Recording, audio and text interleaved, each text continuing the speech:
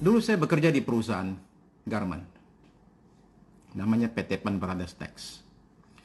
Perusahaan mengirim saya ke luar negeri, ke satu negara bernama Austria. Saya belum pernah ke luar negeri waktu itu. Pertama kali ke luar negeri, dilempar jauh-jauh sampai ke Austria. Nah di Austria, saya ini mengunjungi satu istana bernama Schönbrunn. Saya sangat terkesan dengan Schönbrunn. Istana yang bagus banget. Tapi saya dengar di situ bahwa ada kembarannya di Paris. Itu Versailles. Ya. Jadi begitu saya ada kesempatan pergi ke Paris tahun awal 90-an, awal tahun 2000, atau sebelumnya saya lupa. Saya mengunjungi Versailles. Ya. Dan di situ saya terpesona dengan istana yang ruangannya itu ada 2.300 ruangan. Dengan taman yang sangat amat spektakuler. Mengesankan sekali. Tapi saya mau cerita bahwa yang menarik buat saya itu bukan soal ukuran istananya atau jumlah kamarnya atau tamannya, bukan. Begini, pada waktu kami, saya ikut semacam city tour ya. Waktu kami keluar lewat samping itu, ya, masih boleh samping, waktu itu ada sampingnya itu, waktu sekarang jalurnya beda. Begini, kami melewati satu tempat namanya Le Petit Trianon. Le Petit Trianon itu semacam istilahnya ya Schönbrunn di Vienna, Versailles di Paris, betul itu katanya kembarannya itu.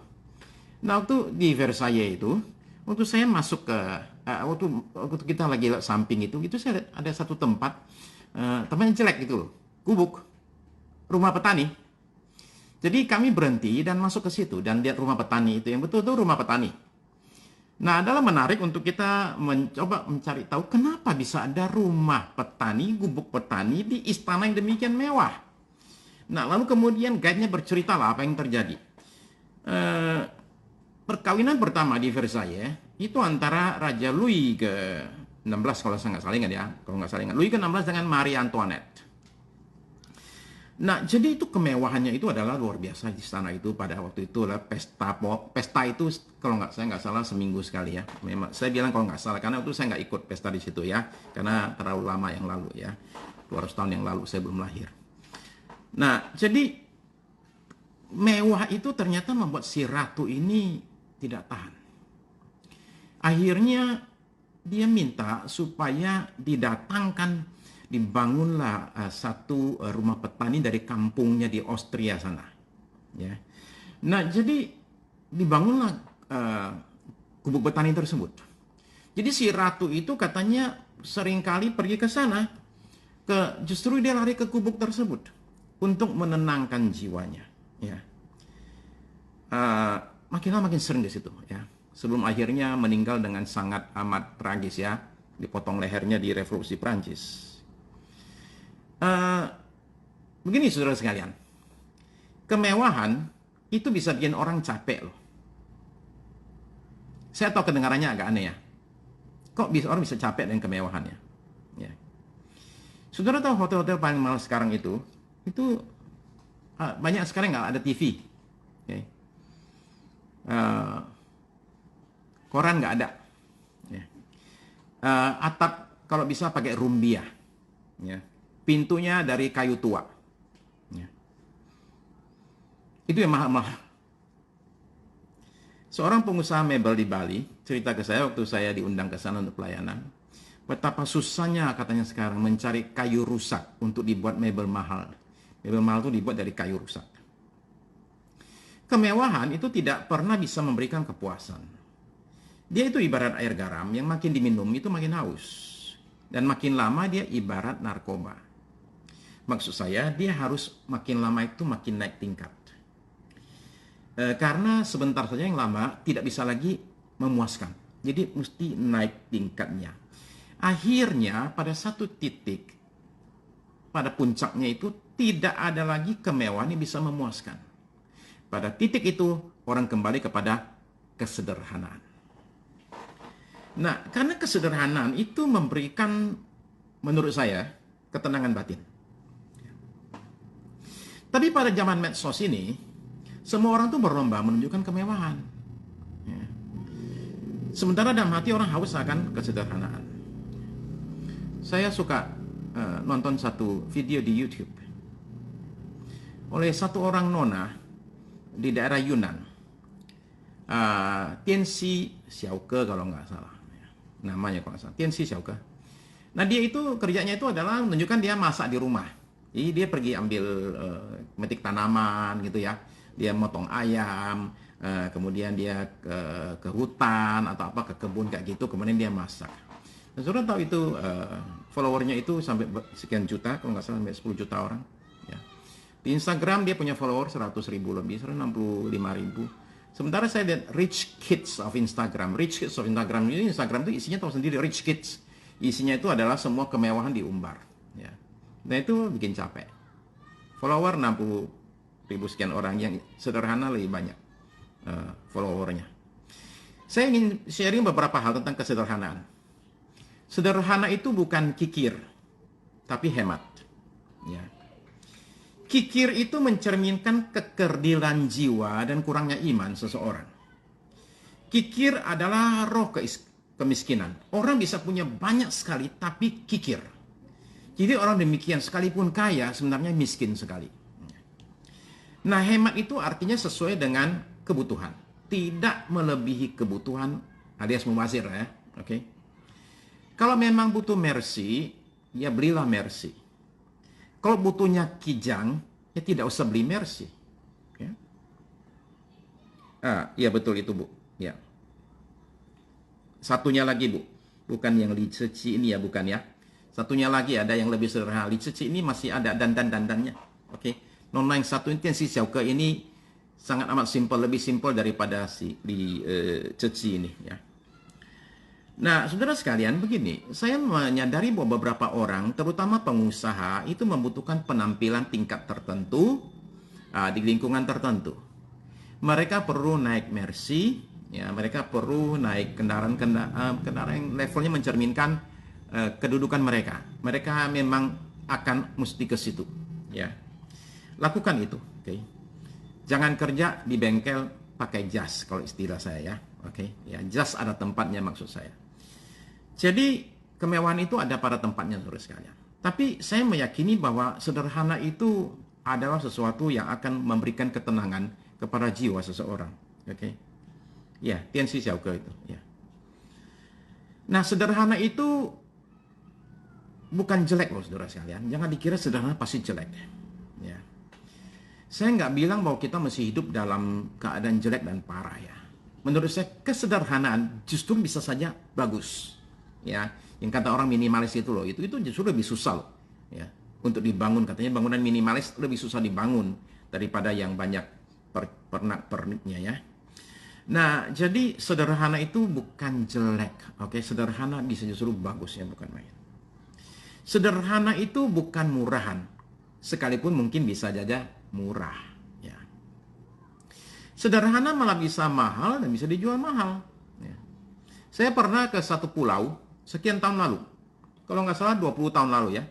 20 tahun lalu, saya ke Manado. Karena ada acara.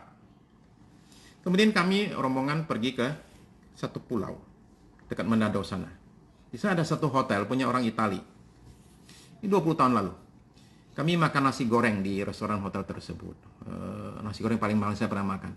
150.000 rupiah per piring. 20 tahun lalu loh. Lalu kemudian kami pergi lihat itu, hotelnya. 150 US dollar per orang per malam. Jadi kalau 2 orang ya kalikan 2, 300. Jadi kita bilang boleh nggak lihat? Oke, kita pergi lihat. Ini hotel harga 300 dolar per malam. Pintunya nggak nutup rapat karena dari kayu rusak. Di bawahnya itu ada kayak bolong-bolong gitu. Jadi karena itu otomatis nyamuk bisa masuk. Maka ranjangnya itu dikasih kelambu supaya nyamuk nggak bisa masuk. Ya. Lalu kamar mandinya, ya saya lihat, aduh ini kayak lagi mandi di hutan, saudara sekalian. Ya, nggak ada atap sama sekali kebuka. Nah itulah yang namanya kemewahan puncak. Ya, mahal. Ya, kayu rusak, tidur pakai kelambu. Oke. Ya. Nah, Saudara terkasih, ada satu hukum di dalam ilmu ekonomi yang disebut dengan the law of diminishing marginal utility. Hukum ini menyatakan bahwa sesuatu kenikmatan itu akan makin mengecil perasaan puasnya apabila seorang dikasih terus-menerus. Saya kasih contoh ya. Orang yang sangat haus dikasih minum air dingin. Wah, itu nikmatnya bukan main. Wah, aduh segernya nikmatnya. Di gelas kedua dikasih minum lagi kan, minum gelas pertama kasih minum lagi. Itu masih nikmat banget. Tapi udah berkurang. Pada gelas ketiga, kenikmatannya itu makin berkurang. Gelas keempat dia tolak, dia nggak mau. Jadi kenikmatan itu bisa berkurang bahkan hilang. Sama seperti orang terima berkat, entah dari Tuhan, entah dari manusia. Saya kasih contoh ya. Pertama kali dikasih berkat, wah senengnya, bukan main, kagetnya, bukan main sampai, aduh sungkem-sungkem terima kasih. Setelah dikasih 5 kali, dia biasa aja. Pertama kali kalau seorang dapat berkat, katakanlah dikasih uang 1 juta. Waduh, dia puja-puji. Terima kasih. Coba kasih dia. Tiap kali begitu terus. Setelah dikasih kesekian kali, dia udah nggak tahu terima kasih. Dia baru terima kasih kalau dikasih 5 juta. Itu naik lagi tuh. Teng gitu ya, terima kasih. Setelah kasih tuh 5 juta lagi, lama-lama biasa. Baru kasih 10 juta. Nah, jadi makin lama akan dibutuhkan yang semakin besar dan spektakuler untuk membuat seorang berkata luar biasa atau terima kasih. Nah, ini contoh tadi minum itu mungkin kurang cocok karena dia bilang udah kembung. Tapi kalau duit kan nggak bisa kembung. Ya toh? Ya. Tapi duit juga nggak pernah ditolak sih kalau dikasih sih. Nah, saudara sekalian, makin lama makin dibutuhkan, saya tadi katakan yang semakin besar, semakin spektakuler untuk orang bisa bilang terima kasih. Kan nggak harus begitu. Orang harus terima kasih, terima apapun juga yang dia terima dalam hidup ini ya. Oke. Saya mau bicara soal selebriti rohani. Seleb rohani, oke? Seleb rohani. Mari kita baca ayat ya. Kisah pasal 14, ayat 11 sampai 15. Ketika saya bicara seleb rohani, tolong saudara-saudara jangan salah paham ya, oke? Saya bukan sedang mengkritik orang tertentu. Saya tidak sedang menembak siapa gitu. Bukan, sama sekali enggak, oke? Kita hanya bicara sesuatu fenomena yang kita harapkan tidak terjadi, ya. Betul ya, karena yang saya bicarakan ini adalah rata-rata kejadiannya itu di Amerika sana, ya. Bukan di plus 62, plus 1, oke? Kisah 14 ayat yang ke-11 sampai 15. Ketika orang banyak melihat apa yang telah diperbuat Paulus, mereka itu berseru dalam bahasa Likaonia. Dewa-dewa telah turun ke tengah-tengah kita dalam rupa manusia. Barnabas mereka sebut Zeus, dan Paulus mereka sebut Hermes, karena ia yang berbicara. Nah, menurut beberapa orang, ini pertanda bahwa yang namanya brand itu sudah disebut di Alkitab, termasuk Hermes ini sudah ada di Alkitab, jadi Alkitabiah katanya. Oke. Lanjut. Maka datanglah imam dewa Zeus yang kuilnya terletak di luar kota, membawa lembu-lembu jantan dan karangan-karangan bunga ke pintu gerbang kota untuk mempersembahkan korban bersama-sama dengan orang banyak kepada rasul-rasul itu. Mendengar itu, Barnabas dan Paulus mengoyakkan pakaian mereka lalu terjun ke tengah-tengah orang banyak itu sambil berseru, "Hai kamu sekalian, mengapa kamu berbuat demikian? Kami ini adalah manusia biasa sama seperti kamu. Kami ada di sini untuk memberitakan Injil kepada kamu." Coba renungkan cerita ini ya. Paulus dan Barnabas melakukan mujizat. Lalu orang-orang di sana itu melihat demikian dan bilang, wow, ini dewa-dewa sudah turun ke tengah-tengah kita dalam bentuk manusia. Ya, Zeus kepalanya para dewa, dan Hermes ya, yang bagian messengernya itu, Paulus yang bagian ngomong, rupanya Barnabas itu Zeus. Jadi yang pendetanya kuil Zeus datang bawa sapi, mau potong sapi, kasih karangan bunga kepada Paulus dan Barnabas. Ya, mereka bilang dewa sudah menjelma. Ya, jadi mereka mau menyembah. Paulus dan Barnabas koyakkan baju, dan kemudian mereka bilang, kenapa kalian demikian? Kita ini manusia biasa, jangan begitu sama kita. Coba renungkan baik-baik cerita ini. Bagi saya, Bagian dari ayat di atas yang mengagetkan itu bukan orang-orang yang berusaha menyembah Paulus dan Barnabas. Bukan itu yang bikin saya kaget. Itu manusiawi. Oke. Manusia itu adalah makhluk penyembah. Selalu mencari objek yang bisa disembah. Entah itu Tuhan, entah itu batu besar, gunung tinggi, pohon tinggi, binatang, atau manusia apapun juga. Yang mengagetkan saya adalah reaksi Paulus dan Barnabas. Mereka katanya mengoyakkan baju mereka itu sampai disobek-sobek baju mereka sendiri. Tanda apa? Tanda berkabung. Tanda kesedihan yang mendalam sekali. Nah, bagi Paulus dan Barnabas, dipuji-puji demikian adalah sesuatu yang menyedihkan karena itu salah sasaran. Penyembahan, puji sembah hanya boleh diperuntukkan untuk Tuhan saja. Itu sebabnya ini menyedihkan. Tapi hal ini tidak hanya menyedihkan, tapi mengerikan. Kenapa mengerikan? Karena kalau yang dipuja-puji itu tanpa sadar menerima segala sembah itu, maka dia sudah menyatakan dirinya lebih dari manusia. Dia menyatakan dirinya itu sudah serupa dengan Allah. Ini bahaya. Bahaya buat yang disembah itu. Maka mereka itu akhirnya sampai mengenakan baju. Tanda mereka berkabung sekali. Nah, saudara perhatikan. Kenapa orang bisa menyembah manusia? Ya. Dalam contoh yang kita baca ini, manusia yang disembah ini adalah hamba Tuhan. Paulus dan Barnabas, hamba Tuhan. Hamba Tuhan disembah. Okay. Nah, begini, saudara sekalian, ada bagian dalam jiwa kita manusia yang membutuhkan dorongan, membutuhkan hiburan, membutuhkan pujian dari sesama kita.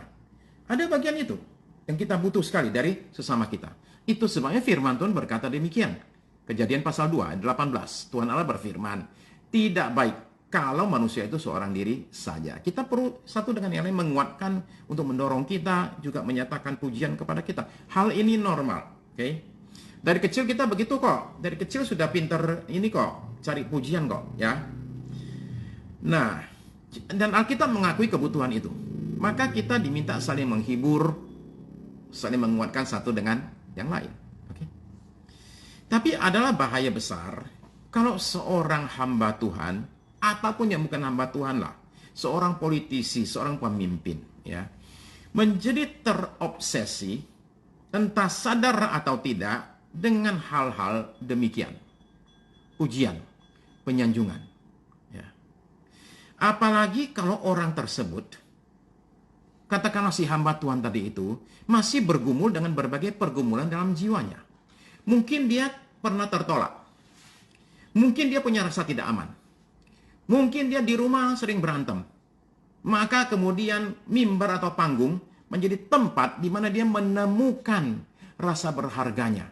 Di situ dia menemukan puja-puji. Di situ dia ditepukin tangan orang. Di situ dia melihat orang-orang mentaati dia.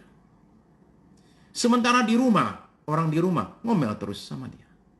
Akhirnya panggung itu menjadi tempat pelarian. Nah, orang yang demikian ini, yang punya kekosongan dalam jiwanya ini, akan berupaya melakukan hal-hal yang akan membuat orang kagum dengan dirinya. Dia akan seperti orang, menurut saya orang yang kecanduan narkoba. Hanya dalam hal ini, dia kecanduan apa? Dia kecanduan pujian dan penerimaan dari manusia. Bagi dia, pujian dan penghargaan ini adalah menunjukkan bahwa dia sudah sukses dan berhasil. Ini untuk melawan berbagai penolakan yang dia alami selama ini. Jadi kesuksesan ini berguna sekali menolong dia untuk menghadapi pergumulan dalam jiwanya. Maka orang demikian ini susah sekali menerima kritik dan teguran. Nah, bahaya buat hamba Tuhan zaman sekarang itu ada beberapa. Nomor satu adalah keinginan besar sekali untuk jadi relevan. Bapak Ibu tahu relevan kan? Ya, connect, nyambung gitu loh. Nah, saya yakin pendeta itu atau hamba Tuhan itu mesti connect, mesti nyambung. Dia nggak bisa nggak connect sama keadaan umat yang dia layani. Nanti dia nggak ngerti apa kesusahan mereka. karena dia terlalu tinggi di atas. Ya. Salah satu hal yang paling saya dengar tentang seorang pendeta adalah ketika jemaatnya bilang, Pak, saya punya pendeta tidak ngerti penderitaan karena dia nggak pernah menderita. Oke, nggak connect, dia nggak ngerti apa itu namanya kesusahan. Dia nggak pernah susah, nggak connect. Jadi mesti connect, tapi ada keinginan untuk menjadi relevan yang terlalu relevan. Sehingga bersedia lakukan apapun juga demi supaya relevan. Jemaat lagi suka apa nih? Ya, nah kita hamba Tuhan harus tahu dan harus ikut di situ. Dan kadang-kadang ketika mengikut itu kemudian jadi kebablasan. Itu yang saya maksud. Keinginan untuk jadi relevan itu sangat kuat sekali sehingga kadang-kadang menjadi over. Itu yang saya maksud. Oke, ya. Sekali lagi perlu relevan. Tapi ini ada keinginan untuk besar untuk jadi relevan. Itu bisa jadi bahaya. Yang kedua adalah menurut saya bahaya adalah kalau hamba Tuhan ingin jadi terkenal. Ya. Nah, sosmed itu memberikan panggung untuk semua orang. Dari yang betul-betul punya talenta sampai nggak punya talenta sama sekali. Dari yang berniat baik sampai berniat jahat. Nah, ketenaran itu bisa dihitung. Gimana cara ngitungnya? Simple, followers atau views. Itu aja ngukurnya. Follower kamu berapa? Follower kamu cuma 1.000. Punya aku 10.000. Berarti apa? Aku lebih terkenal daripada kamu. Nah, akibatnya begini. Seorang kemudian menjadi terobsesi untuk jadi terkenal. Dan akan terjebak lakukan hal yang sifatnya itu sensasional. Nah, saya tidak berkata orang nggak boleh maju ya saudara sekalian ya. Mohon jangan salah paham. Maju itu harus ya. Cuma beda di motivasi. Apa motivasinya? Nah, di sini pertanyaannya adalah saya lakukan ini semua untuk siapa? Untuk Tuhan atau untuk diri saya? Problemnya adalah kadang-kadang hati kita ini menipu. Kita ini bisa ngomong bahwa itu untuk Tuhan. Dan kita bisa yakinkan diri kita bahwa ini untuk Tuhan. Padahal enggak buat Tuhan. Itu buat diri kita sendiri. Itu garisnya tipisnya bukan main. Seseorang bisa menipu dirinya sendiri. Sedemikian rupa. Lama-lama dia sendiri ketipu oleh dirinya sendiri.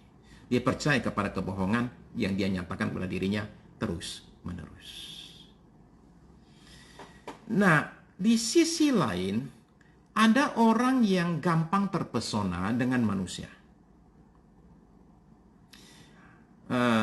Mereka ini kagum melihat pengurapan yang sedang bekerja dalam diri seseorang. Oke. Ya. Yang betul, Bu, motivasi itu tidak kelihatan. Itu yang menjadi masalah. Ya. Itu yang menjadi problem itu karena dia nggak kelihatan. Ya. Itu bahayanya. Kalau kelihatan aja mungkin masih lumayan. Dia nggak kelihatan. Itu susahnya. Makanya orang mesti menguji dirinya sendiri, kata Paulus. Oke. Nah, begini saudara sekalian. Ada orang yang gampang terpesona lihat seseorang dipakai Tuhan. Pengurapan itu menarik sekali. Ya. Orang diurapi Tuhan itu menarik sekali. Ya. Di situ orang melihat ada kuasa, ada penyertaan Tuhan. Jadi itu menarik sekali. Ya. Sehingga ada hamba Tuhan sekian puluh tahun lalu bilang begini, kalau pengurapan sudah bekerja, Anda boleh jeleknya bukan main. Ya, Anda boleh giginya tongos. Mukanya itu kacau balau. Hancur semua. Tapi diurapi, dipakai Tuhan. Itu jadinya bisa dicari-cari orang, kejar-kejar orang. Nah, lalu ada juga orang yang merasa hidupnya itu gagal dan lemah. Lalu mereka mencari satu figur yang mereka anggap sukses. Dan mereka mengidentifikasikan diri mereka dengan orang tersebut. Mereka itu terpesona dengan orang-orang seperti orang Listra tadi itu loh, ya. Mereka jadi terpesona, ya. Jadi akhirnya wah ini dewa ini, oke, ya. Nah, mengkritik pujaan mereka itu adalah sesuatu yang menyakitkan buat mereka. Itu dianggap sama dengan mengkritik diri mereka. Mengkritik pujaan saya adalah mengkritik saya. Itu terjadi identifikasi dirinya itu. Jadilah mereka menjadi follower yang nggak mikir. Ya, apapun yang dilakukan oleh yang dia follow itu nggak pernah salah, nggak boleh disalahkan. Ya. Nah, sekarang gabungkan dua hal ini, oke? Satu, ada orang-orang yang kosong jiwanya, rasa tidak aman tertolak. Dan di panggung menemukan penerimaan. Dan mereka mencari itu, nyandu dengan penerimaan itu. Ya. Lalu ada di bawah panggung orang-orang yang memang mencari figur yang demikian. Jadi ketika ini digabungkan antara yang di atas panggung sama di bawah panggung, maka terjadilah sindroma selebriti rohani.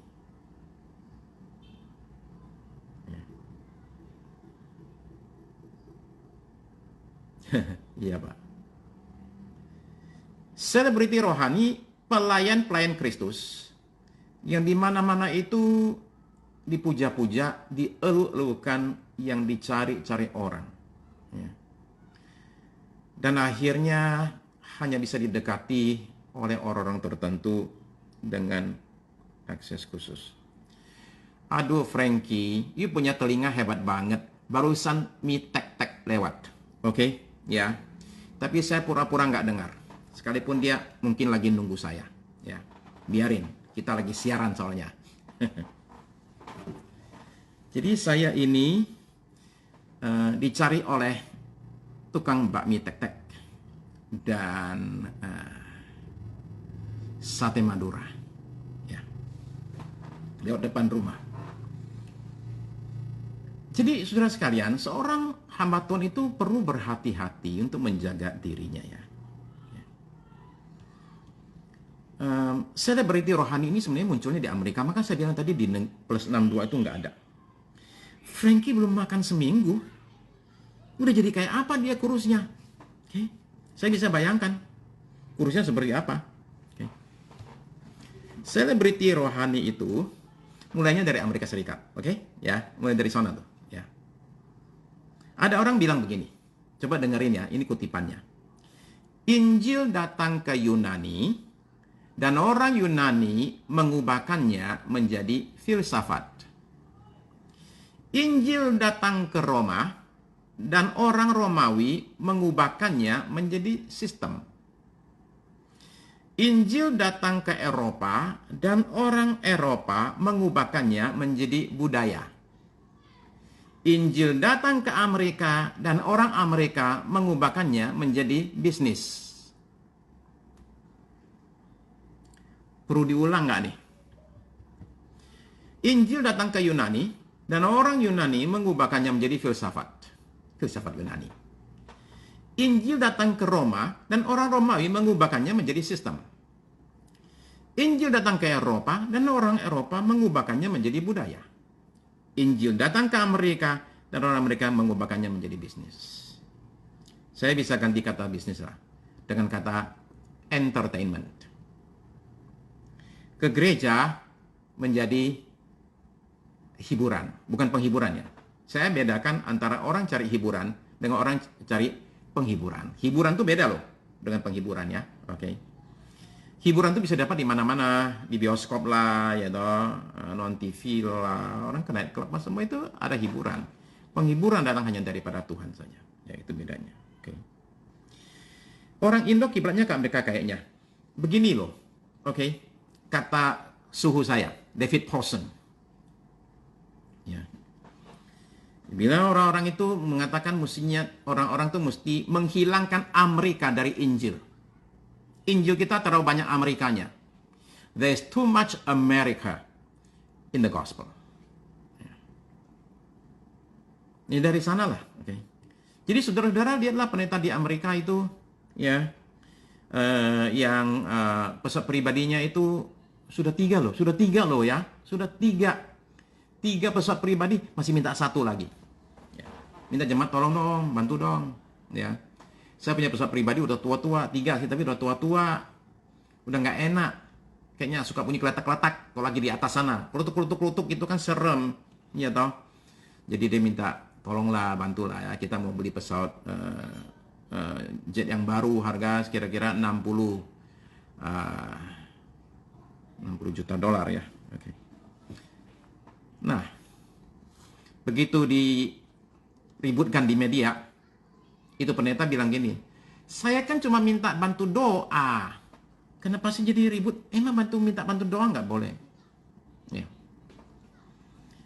Nah, jadi saudara sekalian, jadi demikianlah akhirnya para selebriti rohani ini itu naik pesawat pribadi, jet pribadi, mereka itu naiknya Rolls Royce ya, hidup mewah, bodyguard ya. Nah, saudara sekalian, saya tahu beberapa orang tuh bilang begini, Pak, emang ada larangannya Pak di Alkitab? Tuhan Yesus kan naik keledai. Keledai zaman dulu itu Rolls Royce. Ya, bisa jadi ya. Oke. Saya nggak tahu karena saya nggak pernah nunggang keledai. Oke. Jadi saya nggak tahu apakah, dan saya nggak pernah duduk dalam Rolls Royce. Jadi saya nggak tahu apakah ada persamaan antara naik keledai sama naik Rolls Royce. Saya tahu saudara-saudara sekalian, ada ayat berkata demikian. 1 Korintus pasal 10, ayat yang ke-23. Segala sesuatu diperbolehkan. Ya.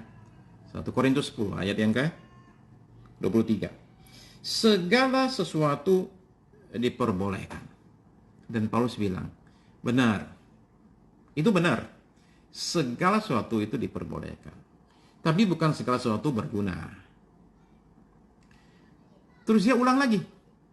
Segala sesuatu diperbolehkan, benar, tapi bukan segala sesuatu membangun. Jadi, Paulus itu bilang begini, kalau saya punya cara hidup, makan saya, itu sampai bikin orang tersandung, saya mendingan nggak usah. Kalau saya sampai makan sesuatu, bikin orang tersandung, orang yang lemah imannya, mendingan saya nggak usah. Saya kira itu sih patokannya, saudara sekalian. Saya bersyukur saudara sekalian bahwa Yesus itu tidak pakai bodyguard, karena saya yakin Petrus itu nggak punya tampang bodyguard, sekalipun saya rasa badan dia keker ya. Oke, ya. Tuhan Yesus itu terkenal dan dicari orang, tetapi tetap sederhana dan tetap rendah hati. Marilah kita mencontoh Tuhan Yesus, ya. Jangan memuja manusia, saudara sekalian. Manusia itu terlalu banyak kelemahannya. Kita boleh nggak akui lah, ya. Kita nggak mau lihat kelemahannya. Saya tahu, ya. Tapi begini, saudara sekalian. Saya ingin mengatakan bahwa hamba Tuhan juga adalah manusia. Ya. Ketika dia punya kelemahan, kita jangan kaget-kaget. Itu mah biasa. Kalau lihat hamba Tuhan punya kelemahan terus kaget dan kabur, ya menurut saya nggak juga, bukan begitu. Manusia itu, pendeta itu adalah manusia, dia punya kelemahan. Ada hal tertentu kita terima, ya. Umpama ya, Pak itu pendeta suka ngupil Pak, ya itu namanya kelemahan. Ya. Sekalipun dia kadang-kadang habis ngupil gitu ya, kemudian terus dia kesini gitu. Habis kesini dia kesini. Aduh. Tapi itu namanya kelemahan. Kelemahan itu diterima. Pak, orangnya ngomongnya itu Pak suka slow, ditarik-tarik. Itu namanya kelemahan. Kelemahan itu diterima. Ya. Ada hal tertentu itu ditanyakan. Ya. Hal tertentu kita rasa itu mengganggu. Mungkin kita perlu tanya. Oke. Ditanyakan. Ada hal tertentu perlu ditegur. Ya. Jadi hal tertentu diterima, hal tertentu ditanyakan, hal tertentu ditegur. Ya. Nah, jadi saudara sekalian begini, sehebat-hebatnya seseorang. Oh, thank you. Thank you ya, terima kasih banyak. Karena saya suka nggak sadar akan hal ini.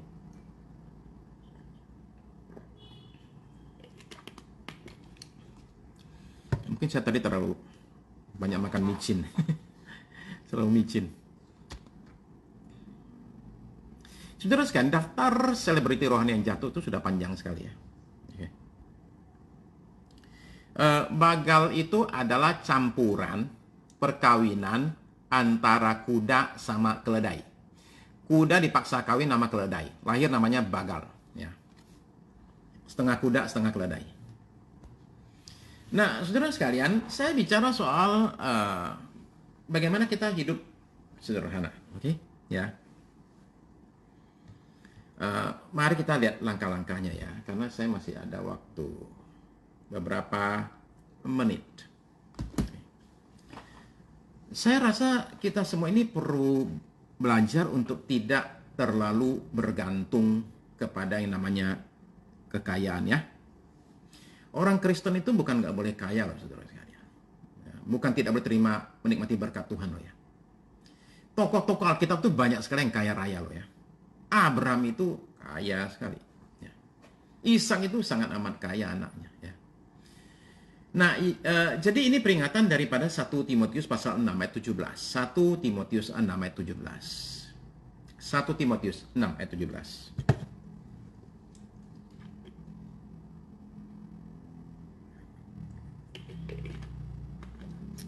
Apakah siang ini ada tayangan ulang? Saya taruh di Instagram ya, jadi setiap saat bisa dilihat lagi ya. Oke. Nanti bisa tinggal diulang dari awal. Oke, peringat 1 Timotius 6 ayat 17. Peringatkanlah kepada orang-orang kaya di dunia ini agar mereka jangan tinggi hati dan jangan berharap pada sesuatu yang tak tentu seperti kekayaan, melainkan pada Allah yang dalam kekayaannya memberikan kepada kita segala sesuatu untuk dinikmati. Boleh dinikmati nggak? Boleh. Ya. Cuman jangan jadi sombong dan jangan berharap kepada yang namanya kekayaan, melainkan berharap kepada Allah itu. Ya. Jadi kalau saudara-saudara diberkati Tuhan dengan kekayaannya, saya rasa saudara perlu tanya, Tuhan kenapa saya diberkati? Ya, perlu ditanya.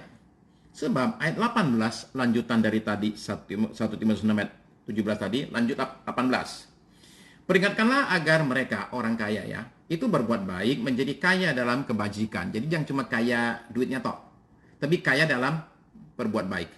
Suka memberi dan membagi, dan dengan demikian mengumpulkan suatu harta yang sebagai dasar yang baik bagi dirinya di waktu yang akan datang untuk mencapai hidup yang sebenarnya. Jadi belajar untuk berbagi dan memberi.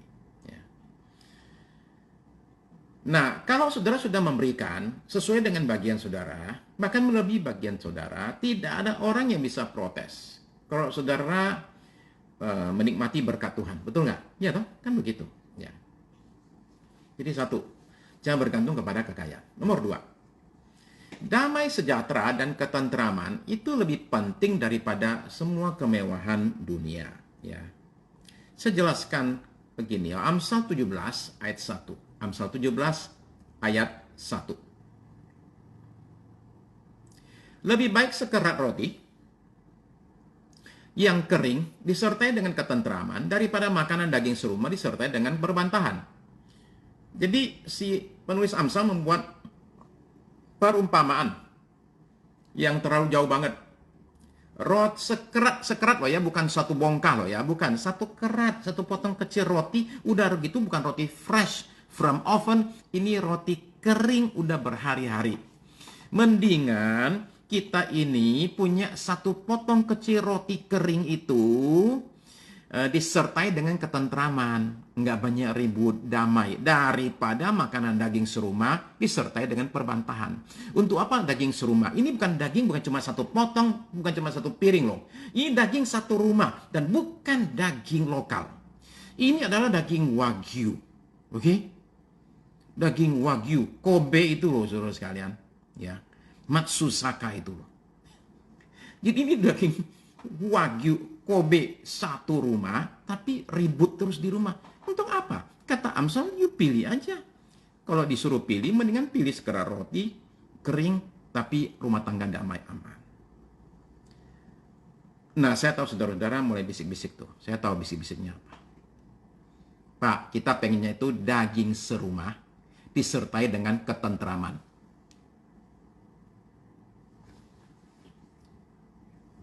Bagus. Itu namanya pinter. Oke, next. Saudara sekalian, saudara dan saya perlu banyak belajar bersyukur.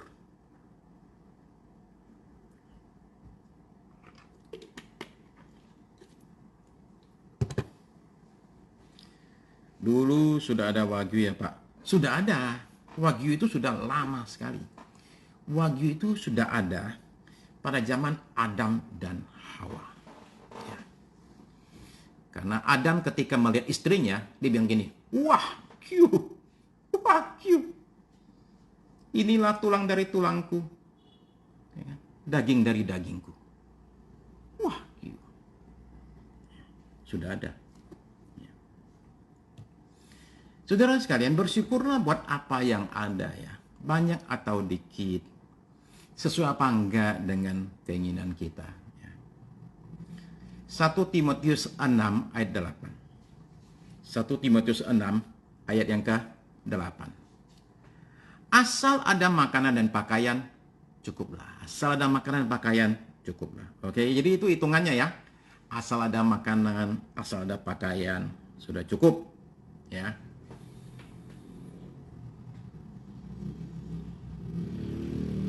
Nah, saudara sekalian, hitung pakaian kan gampang.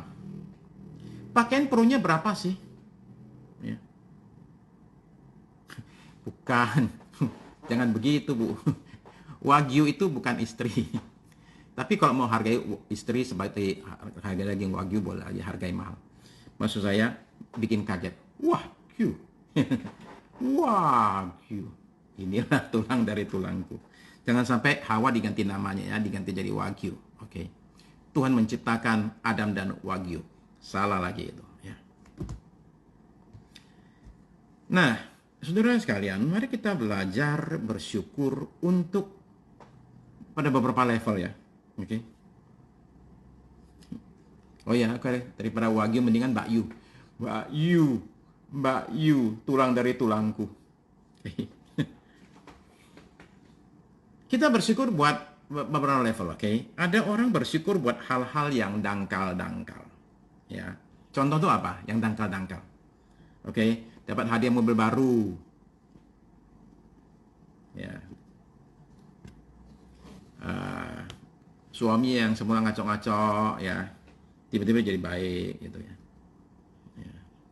Anda berhasil ya lulus ujian SIM setelah Anda bolak-balik ke kantor polisi 25 kali akhirnya lulus ya.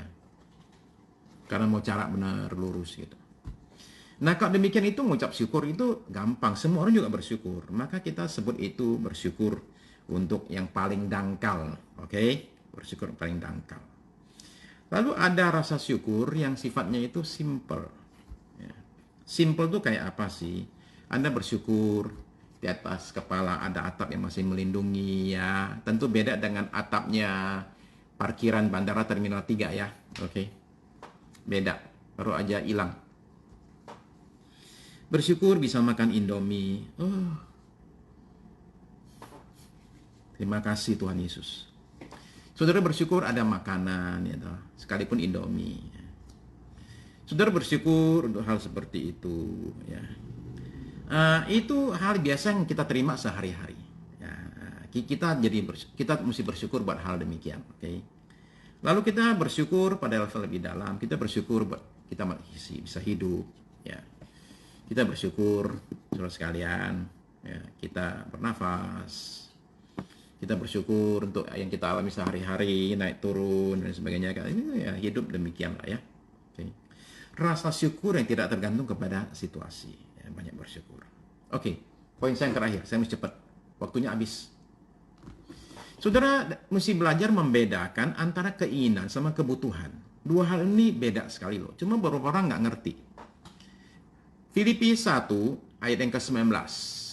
Filipi 1 ayat 19. Allahku akan mencukupkan segala keperluanmu. Yang dicukupkan apa? Bukan keinginanmu, tapi keperluanmu, kebutuhanmu. Ada hal tertentu dalam hidup ini yang sifatnya itu tambahan. Nggak ada, nggak apa-apa. Ya, begitu ya. Wih, ini makin canggih. Bersyukur masih bisa bersyukur. Bersyukur punya suhu. Saya bersyukur saya punya suhu. Oke. Bersyukur masih bisa bersyukur. Wih, dalam tuh. Ada hal tertentu nggak ada pun nggak apa-apa, saudara sekalian. Ya. Jadi kita mesti bedakan antara keinginan sama kebutuhan. Kita mesti bedakan antara hidup dan gaya hidup. Saya selalu bilang bahwa yang mahal itu bukan hidup, yang mahal itu gaya hidup, saudara sekalian. Dan gaya hidup itu nggak ada habisnya. Makan minum itu nggak harus bintang 5 lah. Kaki 5 biasanya lebih enak. Ya. Saya kalau ke Surabaya itu ya, saya suka dibawa yang kaki 5 itu. Ya. Yang kakinya 5 itu. Ya. Tuh, enak itu. Ya. Yang tadi lewat juga yang bunyi tuk-tuk yang tadi Frankie bilang itu. Ya, tuk-tuk itu. Itu jelas kaki 5. Street food. Saudara-saudara sekalian, saya tutup dengan ayat terakhir ya. Wahyu pasal 22 ayat 8 dan 9. Wahyu 22 ayat 8 dan 9. Wahyu 22 ayat 8 dan 9. Dan aku Yohanes ya, lodeh porong. Lodeh porong, oke. Frankie, tidak lama lagi saya akan ke Surabaya. Lodeh. Dan aku Yohanes tersungkur di depan kaki malaikat yang telah menunjukkan semuanya itu kepadaku untuk menyembahnya. Yohanes pengen nyembah malaikat. Ya. Tetapi ia berkata kepadaku, jangan berbuat demikian. Aku adalah hamba, sama seperti engkau dan saudara-saudaramu, para nabi dan semua mereka yang menuruti segala perkataan kitab ini. Sembahlah Allah. Saudara-saudara sekalian. Ya. Kue tiaw apeng. Ngantri lama. Oke, Debek Surabaya. Oke. Saudara sekalian, teladan kita dalam kesederhanaan adalah Yesus dari Nazaret. Ya. Dia meninggalkan sorga dengan segala kemewahannya dan menjelma menjadi manusia. Begitu banyak istana yang bisa dia pilih. Dia pilih satu kandang kecil. Dan kita diminta untuk mengikuti dia, meniru dia, saudara sekalian. Sembahlah Yesus.